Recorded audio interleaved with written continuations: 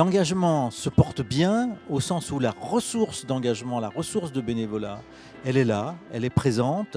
J'ai moi-même pu l'attester dans le Val d'Oise où, en tant que préfet, j'ai accueilli 200 réfugiés syriens et irakiens.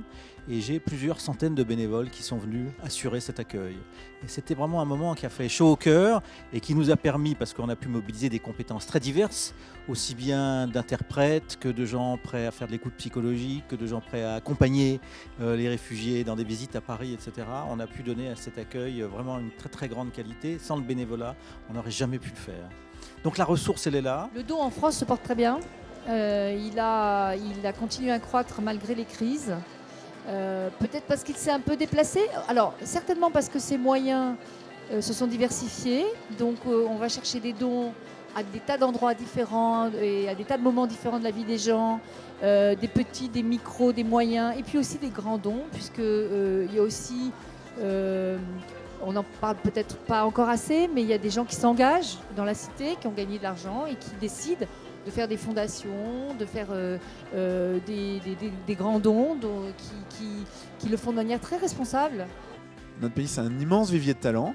Et pourtant, c'est très difficile pour les individus de trouver le talent qu'ils ont en particulier, leur super pouvoir, le problème qu'ils veulent résoudre dans la société et de passer à l'action. Donc c'est ce problème du déclic qu'on s'adresse chez Ticket for Change. Donc on a tout pour résoudre tous les problèmes de société. Et il faut juste activer les talents, révéler ce qui est presque existant mais pas encore existant. Là où avant, en fait, on allait tout seul faire son acte solidaire, l'idée aujourd'hui, c'est de partager en fait, justement des actions solidaires, notamment avec sa famille, et pourquoi pas aller faire des maraudes avec ses enfants et partager des valeurs fortes.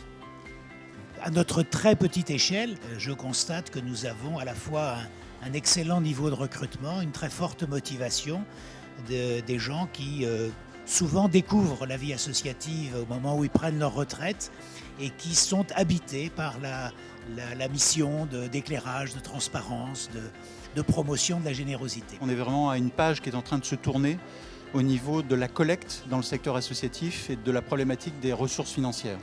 Je pense qu'on n'a jamais eu autant de créations. Il y a déjà 1 300 000 associations, mais il s'en crée au moins 70 000 par an, ce qui est un chiffre fabuleux, ce qui montre qu'il y a énormément de besoins. Il y a des zones qui ne sont plus remplies par l'État, les collectivités locales, et dans un certain nombre de domaines, voilà, les besoins explosent et les associations se créent en nombre important. Je crois que jamais l'initiative citoyenne n'a été autant développée. Partout, il se crée des initiatives, soit sous forme associative, de regroupement. Parce qu'en fait, ce qu'on voit, c'est qu'il y a beaucoup de gens qui ont l'impression que personne ne va répondre à leurs problèmes. Et donc ils se disent, on va se mettre à quelques-uns, on va se retrousser les manches et on va régler le problème local au niveau de la rue, du pâté de maison. Et aujourd'hui, c'est ce qui fait le lien social et le ciment social, c'est ce qui tient un peu le pays.